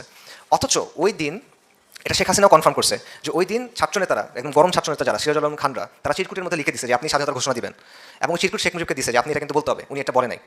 ঠিক আছে? এবং হাসিনা নিজেও বলে যে হ্যাঁ আমার বাবাকে চিরকুট দেওয়া হয়েছিল, সেটা উনি বলে নাই। আবার হাসিনা এটাও বলে যে আমার বাবা স্বাধীনতার ঘোষণা করছে। স্বজন হারানোর বেদনায় মাথাটা ঠিক নাই আর কি, ওই জন্য এসব বলে। আচ্ছা, সো আলটিমেটলি দেখেন যে এরকম অনেকগুলো প্রমাণ আছে, আরও অনেক প্রমাণ আছে। শেখ মুজিবুর রহমান এইখানকার আমেরিকান এম্বাসির সাথে যোগাযোগ করছে যে আপনারা ইয়াহিয়াকে বলেন পাওয়ার হস্তান্তর করতে, আমার দলের র্যাডিক্যালরা আমাকে অনেক বেশি চাপ দিচ্ছে স্বাধীনতার ঘোষণা দিতে। এবং সবচেয়ে বড় যেটা প্রমাণ, 7ই মার্চ যদি স্বাধীনতার ঘোষণা হয়, 24শে মার্চ পর্যন্ত তারা করলোটা কি? মিটিং করছে, প্রথমে ইয়াহিয়া খানের সাথে, তারপর ভুট্টো সাহেবের সাথে, মানে 3জন মিলে। এবং মিটিংয়ের পরে শেখ মুজিব বের হয়ে এসে বলতেছে যে হ্যাঁ হ্যাঁ অগ্রগতি হচ্ছে, আমাদের আলোচনায় অগ্রগতি হচ্ছে। স্বাধীনতা ঘোষণা হয়ে গেলে কিসের অগ্রগতি? এখন মিটিংটা আবার কিসের? রাইট? এটা হয় না, এটা ডাজন্ট কম্পিউট। এরপর কি হলো? এরপর হলো 25শে মার্চের ক্র্যাকডাউন। 25শে মার্চের রাত্রে ক্র্যাকডাউন হলো, শত শত মানুষ মারা গেল। নাপাক আর্মি, যাদের কাজ হলো মুসলিম মারা, তাদের একমাত্র ক্রেডিট এখন পর্যন্ত এটাই। বাংলায়, বালুচিস্তানে, ওয়াজিরিস্তানে, এই জায়গাগুলোতে মুসলিম মারাটা তাদের আসলে মানে একমাত্র ক্রেডেন্সিয়াল আর কি। অনেক মানুষ মারা গেল। আপনারা ডেড রেকনিং পড়েন, শর্মিলা বসুর বই, আবারও এটা আমি ন্যারেটিভ না, সেখানেও কিন্তু সংখ্যা দেওয়া আছে যে খালি 25শে মার্চে বলা হচ্ছে পাকিস্তানিদের কনভারসেশন, আর্মির কনভারসেশন নিয়ে আসছে যে অ্যাটলিস্ট এই এর ভিতরে ঢাকা ইউনিভার্সিটি এবং পুরান ঢাকা এই অঞ্চলে অ্যাটলিস্ট 300 মানুষ মারা গেছে। ঠিক আছে? এখন মানুষের সংখ্যাটা 300 মানুষ কম নাকি বেশি, আপনি এটা আসলে কী বলবেন? তো এই জিনিসপত্র হলো। এরপরেও তাজউদ্দিন সাহেব শেখ মুজিবের কাছে গেছে টেপ রেকর্ডার নিয়ে, আপনি স্বাধীনতার ঘোষণা দেন, আমরা এটা প্রচার করবো, আপনি আমাদের সাথে আসেন, আমরা আপনাকে সেফ হাউসে নিয়ে যাবো। শেখ মুজিব কী বললো? 27 তারিখ হরতাল ডাকছি, বাসায় গিয়ে আরাম করে ঘুমাও, ব্যাপক হরতাল হবে 27 তারিখ। স্বাধীনতার ঘোষণা কোথায়? আচ্ছা, এবং তাজউদ্দিন সাহেব বলতেছেন যে 72 সালে 10ই জানুয়ারি যখন শেখ মুজিবুর রহমান দেশে ফেরত আসছে, তখন তাজউদ্দিনকে বলতেছে, তাজউদ্দিন তোমরা তো পাকিস্তান ভেঙেই ফেললা। এটা সে বলতেছে, তাকে বলতেছে তোমরা তো পাকিস্তান ভেঙে ফেললা। এরকম অনেক এই আছে যে মেজর জেনারেল খাদেম হোসেন রাজা, উনি এখানে পোস্টেড ছিল ঢাকাতে, তার কাছে মার্চে 2বার শেখ মুজিবুর রহমান যোগাযোগ করছে মানুষের মাধ্যমে যে আমাকে শেল্টার দাও, কারণ আমার দলের র্যাডিক্যালরা এটা বলতেছে ওটা বলছে, তারা এগুলো করবে। 2বার সে করছে। এবং সবচেয়ে বড় যেটা এক্সাম্পল, যে মুজিব কিন্তু পাকিস্তানে তাকে নিয়ে গেছে বন্দি জেলে, সে ঘটনার প্রভাব কিছু জানে না। 71 সালের 20শে ডিসেম্বর জুলফিকার আলী ভুট্টো গেছে তার সাথে দেখা করতে। ভুট্টো গিয়ে বলতেছে এই ঘটনা ঘটছে, এটা তো আলাদা হয়ে গেছে, এখন আমি পাকিস্তানের প্রেসিডেন্ট এবং আমি চিফ মার্শাল ল অ্যাডমিনিস্ট্রেটর। তো এটা কী হলো? আমি মেজরিটির নেতা, আমি নির্বাচন দেখছি, আমি এটা হবো, তুমি আমাকে রেডিও স্টেশনে নিয়ে যাও, টিভি স্টেশনে নিয়ে যাও, আমি বলতেছি এটা আবার ঠিক হয়ে যাবে, এরকম কথাটা সে বলা শুরু করছে। আচ্ছা, সো আলটিমেটলি আপনি দেখেন যে মুজিবুর রহমান লাইফে 3টা ফেজ আছে, আসলে 4টা ফেজ আছে, আসলে আমরা 3টার কথা বলি। একটা হলো প্রথমে সে পাকিস্তানের জন্য আন্দোলন করছে মুসলিম লীগের হিসেবে, তারপরে সে আমরা দেখি যে 56 বা 63 বা এই সময় পর্যন্ত সে চাচ্ছে যে বিচ্ছিন্ন মানে আলাদা করে ফেলবে ইন্ডিয়ার সাহায্য নিয়ে, লিফলেট বিলি করছে, আগরতলা ষড়যন্ত্র মামলা ইত্যাদি ইত্যাদি হয়েছে। কিন্তু যখন নেহরু অসম্মতি জানাইছে, তারপর যেটা হয়েছে যে তার চিন্তা পাল্টাইছে এবং সে নিয়মতান্ত্রিক রাজনীতির দিকে গেছে। এবং আলটিমেটলি 69-এর পর থেকে আপনি দেখেন যে সে কিন্তু প্রধানমন্ত্রী হতে চায় তখন। কারণ তার জন্য এটা তখন ক্লিয়ার একটা রাস্তা হয়ে গেছে, এবং সে আলটিমেটলি হয়েছেও, কিন্তু ফেয়ার অ্যান্ড স্কোয়ার নির্বাচনে জিতে সে হয়েছে, তার জন্য দরকার নাই এখন বিপ্লবী রাজনীতি করার, সেটা হয়ে যাচ্ছে। সো এটা হলো আরেকটা বিষয়। এবং তার যে বৈশিষ্ট্য যে সে আসলে দুইটা দিককে খুশি রাখার চেষ্টা করতো, একদিকে সে পাকিস্তানি এলিট যেটা আছে বা পাকিস্তানের জেনারেলরা যারা আছে তাদের সাথে দেখা করতো এবং তাদেরকে বলতো হ্যাঁ হ্যাঁ ঠিক আছে পাকিস্তানের পক্ষে আছে এই সেই হ্যান আমি দেশপ্রেমী। আবার তার দলের যারা র্যাডিক্যালস যারা তাদেরকে বলতো যে হ্যাঁ হ্যাঁ তোমাদের সাথে আছে, তোমরা কাজ করো, আগে যাও আগে যাও আগে যাও। সবার সাথে কথা বলতো, সবার পিঠে হাত বলে, তো একজনের কথা শুনতো আরেকজনের দিকে তাকাইতো, সবাইকে বুঝ দিয়ে রাখার একটা ক্যাপাসিটি তার ছিল। বড় নেতা তাদের এগুলো থাকে আসলে, মানুষ যেটা তার কাছে শুনতে চাইতো সেটা সে মানুষকে শোনাতে পারতো, কিন্তু সেটা নিজের একটা অপরচুনিটি খুঁজতো যে আমি এখান থেকে কীভাবে আসলে ক্যাশ করতে পারবো। এবং মুনতাসির মামুন লিখছে যে শেখ মুজিবুর রহমান একটা অনিচ্ছুক জাতিকে স্বাধীনতা নিয়ে আসছেন, স্বাধীনতা দিছেন, একটা অনিচ্ছুক জাতির জন্য তিনি স্বাধীনতা নিয়ে আসছেন। বাস্তবতা হলো যে ইতিহাস প্রেক্ষাপট তাকদির অনিচ্ছুক শেখ মুজিবকে একটা স্বাধীন দেশের প্রধান বানাই দিচ্ছে, এটা হলো বাস্তবতা। তো মূল কথা হলো মুজিব মেইন না, এখানে আসলে আর অনেকগুলো প্লেয়ার ছিল, আমি সংক্ষেপে বলি, সময় বেশি নাই। একটা হলো সিরাজুল আলম খান বা নিউক্লিয়াস, এটা খুব ইম্পর্টেন্ট একটা রোল প্লে করে, এটা ছাড়া আপনি আসলে এটা বুঝতে পারবেন না। সেটা হচ্ছে 60-এর দশকের শুরু থেকে 1962 সময় থেকে ছাত্রলীগের মধ্যে একটা র্যাডিক্যাল অংশ ছিল যারা চাচ্ছিল বাংলাদেশকে স্বাধীন করে ফেলবে। এটা আদর্শিকভাবে কমিউনিজম দ্বারা বেশ ভালো ধরনের প্রভাবিত ছিল, লেনিনের বই, ট্রটস্কির বই, মাও সেতুংয়ের বই, এগুলো দ্বারা তারা বেশ প্রভাবিত ছিল। এবং এটা ছিল ইনিশিয়ালি একটা সেলের মতো ছিল, 4 জনের মতো মানুষ ছিল, কাজী আরেফ, আব্দুর রাজ্জাক সাহেব, আবুল কালাম আজাদ এবং সিরাজুল আলম খান। সিরাজুল খান ওনাকে বাংলাদেশের এটা হলো মাস্টার মাইন্ড আসলে, এবং ফেক মাস্টার মাইন্ড না, মাস্টার মাইন্ড কথাটা এখন অনেক হালকা হয়ে গেছে, বাট সিরাজুল আলম খান আসলেই মাস্টার মাইন্ড। তাকে বাংলাদেশের রাজনীতির রহস্য পুরুষ বলা হয়, কাপালিক ডাকতো, দাদা ডাকতো, অনেক নামটাম ছিল। 69-এর যে গণ অভ্যুত্থান, এটার প্রধান রূপকার বলতে হবে আপনার তাকে। মাওলানা ভাসানীর এখানে অনেক বড় একটা রোল ছিল, বাট প্রধান রোলটা আসলে সিরাজুল খানের এখানে ছিল। তো তাদের নেতৃত্বে নিউক্লিয়াস তারা একদম ওই যে রক্ত দিয়ে শপথ করছে, আঙ্গুল কেটে রক্ত দিয়ে শপথ করছে যে বাংলাদেশকে স্বাধীন করবো আমরা, এটা রাগ পর্যন্ত আমরা ব্যক্তিগত সুখ স্বাচ্ছন্দ্য সব কিছু ত্যাগ করলাম, এই টাইপের মানে রোমান্টিসিজমও তাদের মধ্যে ছিল। এবং তারা স্বাধীন বাংলা বিপ্লবী পরিষদ এটা জিনিসপত্র গঠন করছিল। এবং 66 থেকে 69 পর্যন্ত যেই সময়টা মুজিবুর রহমান জেলে, ওই সময়টা রাজনীতির মধ্যে এরা অত্যন্ত পাওয়ারফুল হয়ে গেল, এই ছাত্রনেতারা তারা অত্যন্ত পাওয়ারফুল হয়ে গেল। এবং আলটিমেটলি 69-এর গণঅভ্যুত্থানে একদিকে মাওলানা ভাসানী আরেকদিকে ছাত্রনেতারা, এরাই কিন্তু এই আন্দোলনটা উঠালো। 70 সালে তারা একটা প্রচারপত্র বিলি করলো যে 6 দফা যদি কার্যকর না হয়, এটা যদি মেনে নেওয়া না হয়, তাহলে বাঙালিকে মুক্তি সংগ্রাম করতে হবে, মুক্তি সংগ্রাম করে আলাদা করে ফেলতে হবে। এবং পতাকা প্রথম উঠানো, জয় বাংলা স্লোগান, এবং আলটিমেটলি আমার সোনার বাংলাকে জাতীয় সঙ্গীত হিসেবে নিয়ে আসা, পাকিস্তান, এই সবগুলা জয় পতাকার ডিজাইনও এই সবগুলো আলটিমেটলি নিউক্লিয়াসের উদ্যোগে করা, ঠিক আছে। সো অত্যন্ত গুরুত্বপূর্ণ। এবং সিরাজুল আলম খানের বক্তব্য হলো যে 70 সালে জেল থেকে বের হওয়ার আগ পর্যন্ত শেখ মুজিবুর রহমান জানতেন না যে আসলে আমরা কী করতেছি, পুরোপুরি তার আইডিয়া ছিল না। এবং জয় বাংলা স্লোগান এবং এই যে জাতীয় পতাকা আমরা বানাইছি, উনি এটার পক্ষে ছিল না ইনিশিয়ালি। আচ্ছা, এবং আলটিমেটলি যখন যুদ্ধ হলো, এরাই কিন্তু আপনারা জানেন মুজিব বাহিনী ছিল, এরাই কিন্তু আলটিমেটলি মুজিব বাহিনী হয়, বিএলএফ হয়, এবং এটা ডিরেক্টলি ইন্ডিয়ান আর্মির আন্ডারে ছিল। আচ্ছা, আরেকটা ফ্যাক্টর দেখেন, এটা হলো ইস্ট বেঙ্গল রেজিমেন্ট বা পাকিস্তান আর্মিতে থাকা বাঙালি সেনা অফিসাররা। এবং এটার মধ্যে অনেক প্রমিনেন্ট মানুষ আছেন, মেজর জিয়া আছেন, মেজর জলিল আছেন, তাহের আছে, আবু তাহের, খালেদ মোশারফ, এটা প্রমিনেন্ট, আরও অনেক আছে আপনারা নাম জানেন। তারা যে বিদ্রোহ করবে এটা কারো হিসেবের মধ্যে ছিল না, এটা ইন্ডিয়ার হিসেবে ছিল না, এটা আমেরিকার হিসেবে ছিল না, নিউক্লিয়াসের হিসেবের মধ্যে ছিল না। কিন্তু আলটিমেটলি স্বাধীনতার ঘোষণাটা ওই দিক থেকে আসলো, তারা কিন্তু দিতে পারে নাই। শেখ মুজিবুর রহমান বলছে হরতাল ডাকবো, এই সেই, ওখান থেকে ঘোষণা আসে না। কিন্তু 27 মার্চ জিয়া রহমান সাহেব যখন বললো উই রিভোল্ট, 25 মার্চ রাতে বললো উই রিভোল্ট, আমরা বিদ্রোহ করছি, 27 মার্চ কিন্তু কালুরঘাট থেকে তারাই এটার ঘোষণাটা দিল। তো পুরো সিচুয়েশন এটা কিন্তু আরেকটা ডাইমেনশন নিয়ে আসলো। এবং আলটিমেটলি বাংলাদেশ যে পুরোপুরি ইন্ডিয়ার পেটের ভিতর ঢুকে যায় নাই, মানে কন্ট্রোলের ভিতর ঢুকে যায় না, এটা একটা বড় কারণ, এটা আমাদের স্বীকার করতে হবে। সেটা হলো এই আর্মির এই অংশটা, যেটা পরবর্তী স্বাধীন বাংলাদেশের আর্মি হয়েছে, তাদের একটা ভূমিকা এখানে আছে, ঐতিহাসিক ভূমিকা, এটা অস্বীকার করার সুযোগ নেই। তো এখানে একটা প্রশ্ন দেখেন, পুরো ব্যাপারটাকে যারা বলেন যে ভারতীয় চক্রান্ত, তাদের অনেকে আবার এই আর্মি অফিসারদের অ্যাডমায়ার করেন, পছন্দ করেন। তারপরে দুটো মিলাচ্ছেন কেমনে? যদি পুরো ব্যাপারটা ভারতীয় চক্রান্ত হয়, এরা কি ভারতীয় এজেন্ডা বাস্তবায়ন করতেছিল? কারণ তারা তো ক্রুশাল রোল ছিল এখানে, অত্যন্ত ক্রুশাল রোল, গুরুত্বপূর্ণ রোল, তারা ওটা না করলে এটা আগাই না ঘটনা প্রবাহ, এটা আসলে কি? সো ব্যাপারটা আসলে এভাবে চিন্তা করার সুযোগ নাই। এখানে আরেকটা মেজর প্লেয়ার হলো জুলফিকার আলী ভুট্টো সাহেব। ওই যে শেখ মুজিবুর রহমান 7 মার্চে বললো যে আপনি আমার কথা শুনলেন না, আপনি শুনলেন ভুট্টো সাহেবের কথা। এটাই ভুট্টো সাহেবের কথা কী ছিল, যে ক্ষমতা তাকে দেওয়া যাবে না, কোনো না কোনোভাবে মুজিবুর রহমানকে প্রধানমন্ত্রী বানানো যাবে না। এবং ভুট্টো সাহেব তার পক্ষে পাকিস্তানের মিলিটারি এলিট, পলিটিক্যাল এলিটদেরকেও সাথে নিয়ে আসতে পারলো। এবং এটার ফলে আলটিমেটলি এমন একটা পরিস্থিতি তৈরি হলো যেটা ভারত ক্যাপিটালাইজ করতে পারে। ভারতকে ক্যাপিটালাইজ করতে চাইবে, শুরু থেকে তার ইচ্ছা ছিল এটা ভেঙে দেওয়া। ভারতের জিওপলিটিক্যাল জায়গা থেকে তার উদ্দেশ্য, মিলিটারি মানে ন্যাশনাল সিকিউরিটি জায়গা থেকে তার উদ্দেশ্য সবসময় হবে এই জায়গাটাকে নিউট্রালাইজ করে রাখা। আপনি তাকে সুযোগ করে দিয়েছেন এই কাজটা করার মাধ্যমে, এটা ছিল কথা। 78 সালে ইয়াহিয়া খানের একটা হলফনামা লাহোর হাইকোর্টে জমা হয়েছে, সেখানে সে বলছে যে পাকিস্তানের বিভক্তির জন্য মুজিব নয় বরং ভুট্টো দায়ী। 71 সালে ভুট্টোর অবস্থান ও বৈষম্যমূলক আচরণ পাকিস্তানের ঐক্যের জন্য শেখ মুজিবের 6 দশক দাবির চেয়ে বেশি ক্ষতিকর ছিল। ভুট্টোর পদের লোভ এবং অনমনীয় অবস্থানের কারণে পুরো পাকিস্তানের বিদ্রোহ সংগঠিত হয়। ইয়াহিয়া খান বলতেছে যে ভুট্টো আসলে মূল দায়ী। অবভিয়াসলি এখানে আরও প্লেয়ার আছে, আরও প্লেয়ারকে ভারতের একটা বড় ভূমিকা এখানে ছিল। নেহরুকে মুজিব প্রস্তাব দিয়েছিল, আপনি সাহায্য করেন আমরা ভেঙে দিব, নেহরু ওইটা গ্রহণ করতে পারে নাই যে কোনো কারণে। নেহরুর মেয়ে যে ইন্দিরা গান্ধী সেটা গ্রহণ করছে, এবং বলা হয় যে ইন্দিরা গান্ধী বাংলাদেশ হওয়ার পর বলছিল 1000 সাল কা বদলা লে লিয়া। 1000 সালের বদলা কি, যে উপমহাদেশে যে ইসলাম মুসলিমদের যে শাসন ছিল এটা বদলা নিছি। আমি জানি না সে আসলে বলছে কিনা, আমি ট্রেস করার চেষ্টা করছি, ডিরেক্ট প্রাইমারি কোনো সোর্স পাই নাই, বাট এই কথাটা আলটিমেটলি তাদের অবস্থানটাকে বাস্তবে আসলে তুলে ধরে, ইন্ডিয়ার অবস্থানটা এরকম ছিল। পাশাপাশি এখানে আরও প্লেয়ার ছিল, রর অনেক কার্যক্রম এখানে ছিল, রিসার্চ অ্যান্ড অ্যানালাইসিস উইং যেটা ভারতীয় গোয়েন্দা বাহিনী, বিশেষ করে দুজন ব্যক্তির নাম আপনারা অনেক হয়তো বা জানেন, চিত্তরঞ্জন সুতার এবং কালিদাস বৈদ্য। এবং এদের এক্সক্লুসিভ মিশন ছিল যে এখানে এসে একটা অংশকে ভাগ করে ফেলা। কিন্তু এটা ৭১ যে ভাগ হয়েছে ওরকম ভাগ না, এটার ভাগটা হলো যে এখানকে হিন্দু অধ্যুষিত যে এলাকাগুলো আছে সেগুলোকে নিয়ে একটা হিন্দু বাঙালিদের আলাদা দেশ করা। চিত্তরঞ্জন সুতার 2বার নির্বাচন করছে, একবার যুক্তফ্রন্ট থেকে পাকিস্তান আমলে, আরেকবার ৭২ সালে সম্ভবত, মানে ৭২ বা ৭৩ সালে আওয়ামী লীগ থেকে 2বার নির্বাচনে জয়ীও হয়েছে। তার সাথে মুজিবের খুব ভালো সম্পর্ক ছিল, তার সাথে সিরাজুল আলম খানের খুব ভালো সম্পর্ক ছিল। 15ই আগস্টের সময় সিরাজুল আলম খান ছিল তার বাসায় কলকাতায়, কালিদাস বৈদ্য ছিল তারও এরকম। এবং ৭১ পরে এরা একটা আন্দোলন শুরু করছিল, এটা হলো স্বাধীন বঙ্গভূমি আন্দোলন। তাদের প্ল্যান ছিল দক্ষিণ পশ্চিমাঞ্চল যেটা খুলনা, ফরিদপুর, পটুয়াখালী, বরিশাল, এগুলোকে তারা আলাদা করে ফেলবে, আলাদা করে একটা হিন্দু বাঙালিদের আলাদা দেশ হবে, স্বাধীন বঙ্গভূমি আন্দোলন, বাঙালি হিন্দুদের জন্য আলাদা দেশ। আপনারা দেখেন যে সামনে কিন্তু লং মার্চের অনেক ঘোষণা টোষণা আসতেছে, চট্টগ্রামে অনেক কিছু হচ্ছে, এগুলো খেয়াল রাখবেন। কারণ চিত্তরঞ্জন সুতার, কালিদাস বৈদ্য এদের লোকজন বা এদের মতো লোকজন এখনও আছে। বিশেষ করে আওয়ামী লীগ যখন পাওয়ারে থাকে না, এটা তখন অনেক বেশি সক্রিয় থাকে, এটা মাথায় রাখার ব্যাপার আছে।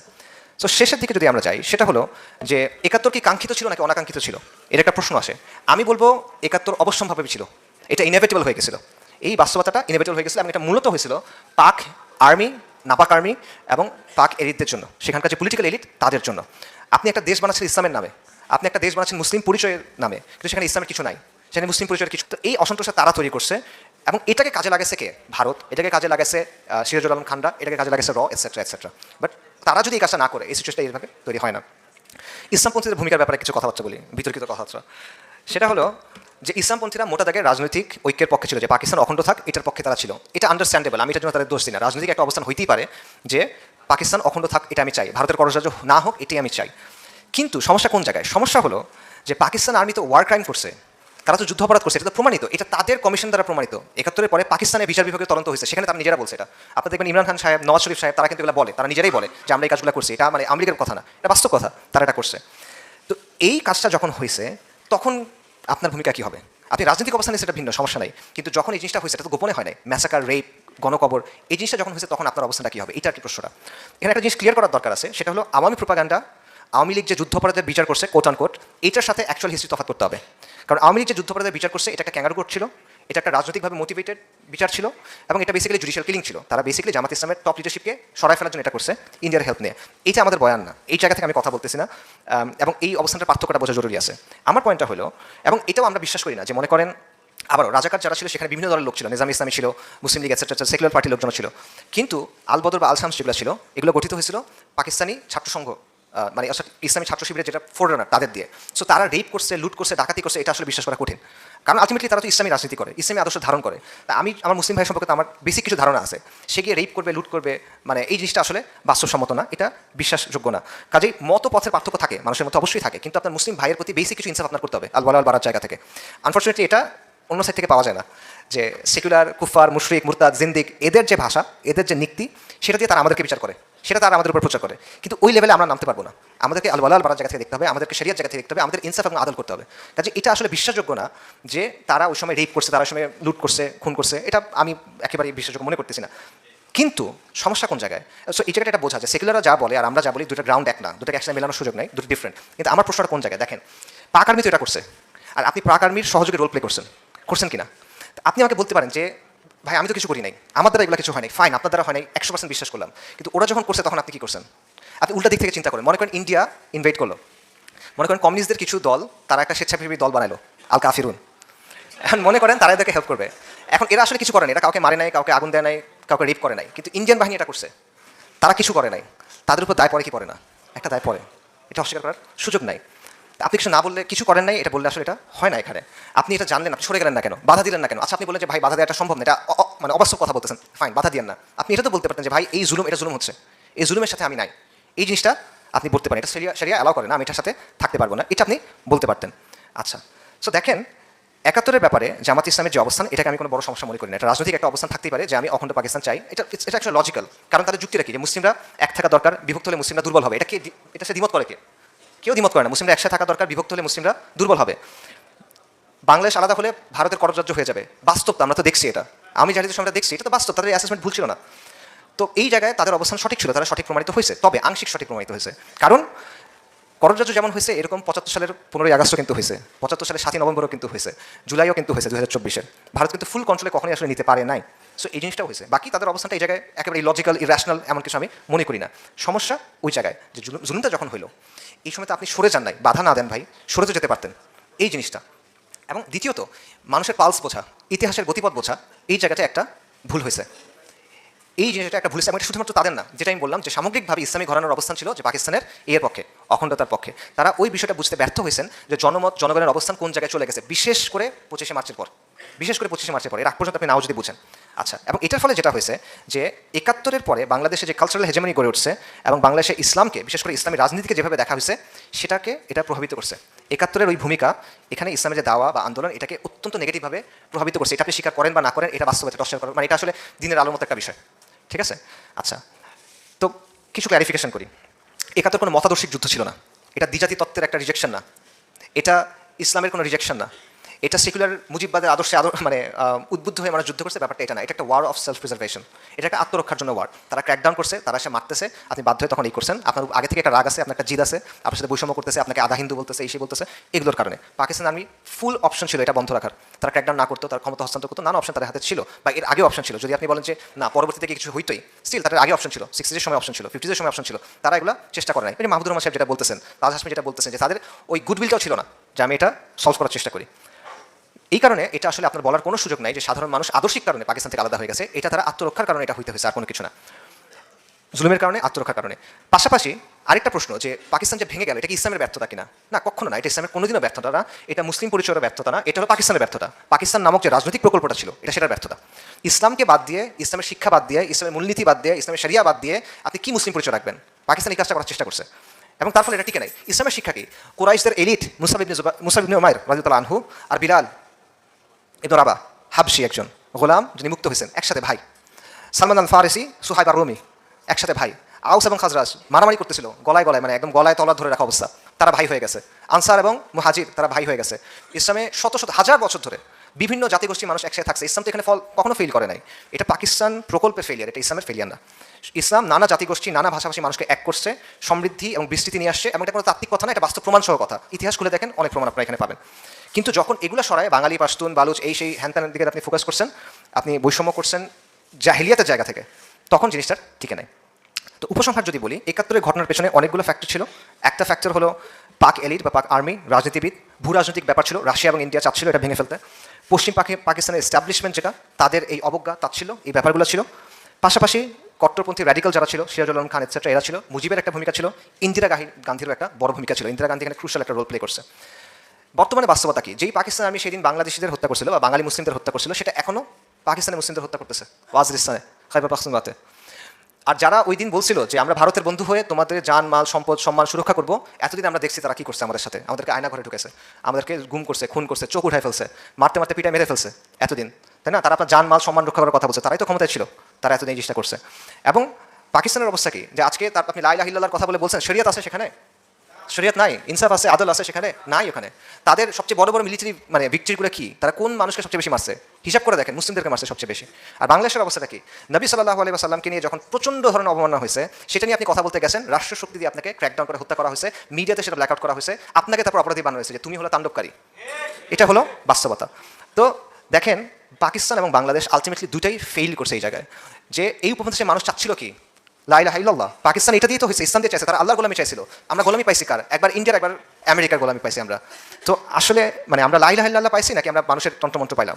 এবং আপনি এখন আমি মানে কোনটা নিয়ে আনন্দ করবো আর কোনটা নিয়ে খুশি হবো আমাকে বলেন। এই জায়গায় আমি কি অর্জন করছি আর আমি কি হারাইছি বলেন? আমার কোন পথে যাওয়ার কথা ছিল, আমি কোন পথে গেলাম, এবং আমি এখন কোথায় আছি? দশকের পর দশক হয়ে গেছে, এখন আমরা অন্ধকারের মধ্যে ঘুরে বেড়াইতেছি।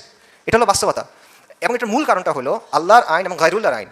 ইসলাম এবং গায়রুল্লাহর যে system, secularism, secular state, democracy, liberalism, এই বিষয়গুলোর পার্থক্যটা, এই বিষয়গুলোর দ্বন্দ্বটা আমরা বুঝতেছি না বা এড়ায় যাচ্ছি। এবং আমরা শুধু এটা করতেছি না, অনেক ক্ষেত্রে আমরা এই সেকুলার শাসক যারা আল্লাহর আইনকে বাতিল করতেছে, হালালকে হারাম করতেছে, হারামকে হালাল করতেছে, নতুন আইন প্রণয়ন করতেছে, আপনার উপর এটা বাধ্যতামূলকভাবে চাপাই দিচ্ছে, তাকে আমি গিয়ে বলছি সে সারি শাসকের মতো। এই জিনিসটা আমরা করতেছি। এবং আমরা সময়ের দাবি এবং জাতির পালস বুঝতেও আলটিমেটলি ব্যর্থ হচ্ছি, বারবার আসলে আলটিমেটলি আমরা ব্যর্থ হচ্ছি।